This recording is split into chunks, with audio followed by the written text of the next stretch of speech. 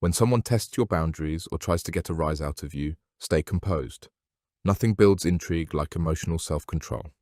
When people realize they can't predict or provoke you, their curiosity multiplies. And finally, don't seek to be liked, aim to be remembered.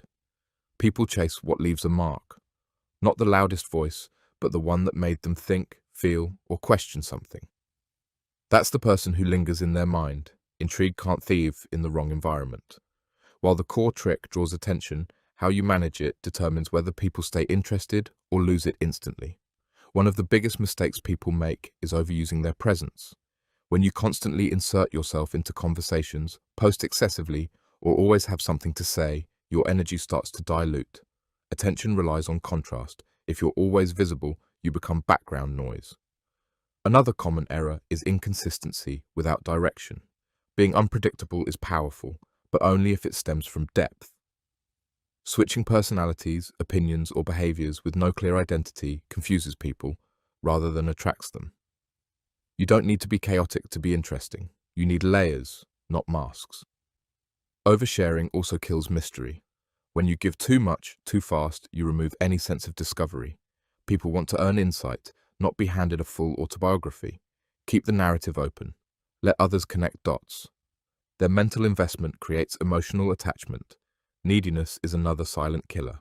Subtle hints, constant check-ins, or trying to extend interactions beyond their natural end signals insecurity. And insecurity drives people away. The more you chase, the more others withdraw. Let go of the need to control outcomes. Control your own standards instead. False humility is equally destructive. Downplaying your strengths excessively, pretending to be unsure just to seem modest.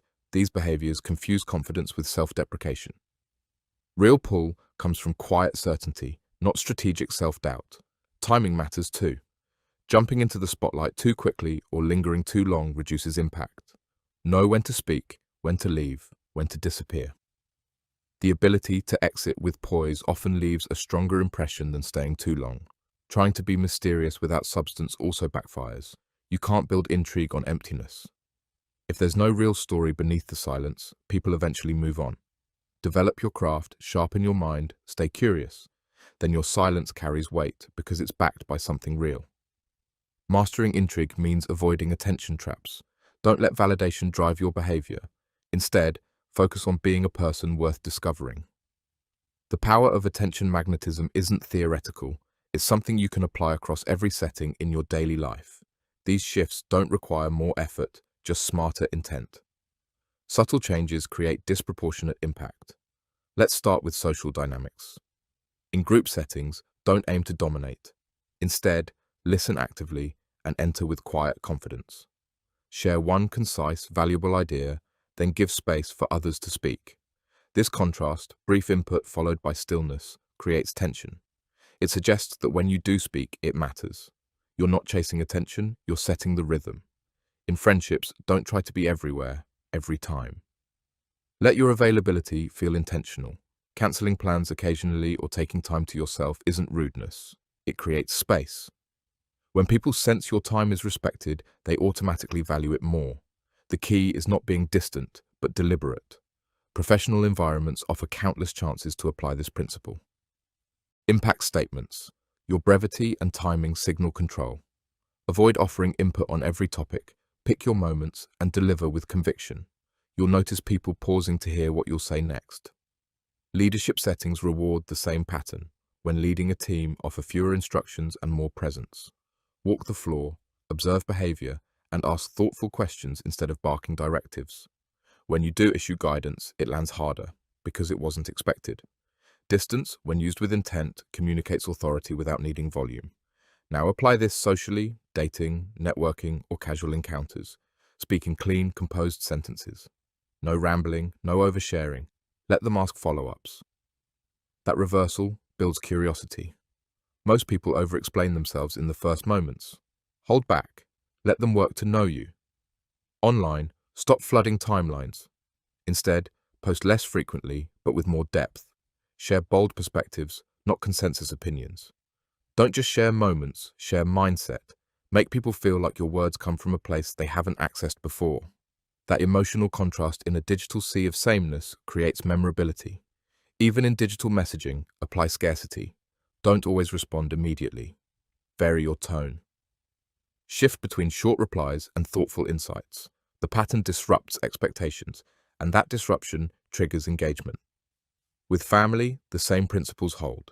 Be supportive, but don't insert advice unless asked. People start coming to you when they sense your words carry weight, not because you force it, but because you reserve it. Apply this to interviews, negotiations, or sales.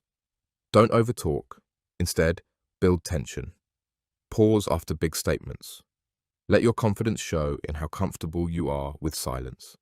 People associate comfort in stillness with control. That perception earns more than forced persuasion ever could. Lastly, think about how you enter and leave spaces. Show up fully, then exit cleanly. Don't linger to be noticed. The sharpness of your departure leaves a stronger impact than overstaying. That clean break creates a gap people want to fill. Real intrigue is built in these everyday decisions. You don't need a bigger personality, you need better timing, cleaner delivery, and tighter self-control. These actions create emotional ripple effects. And the best part, once you integrate these habits, they compound. The less you chase attention, the more it finds you. Not by accident, but by the pattern you've crafted. The ability to draw attention without asking for it is rare. It isn't taught in school, and it doesn't come from mimicry. It's cultivated through deliberate thought, restraint, and self-direction. You're not here to entertain the masses, you're here to master your space. And when you do, others feel it, even if they can't explain why.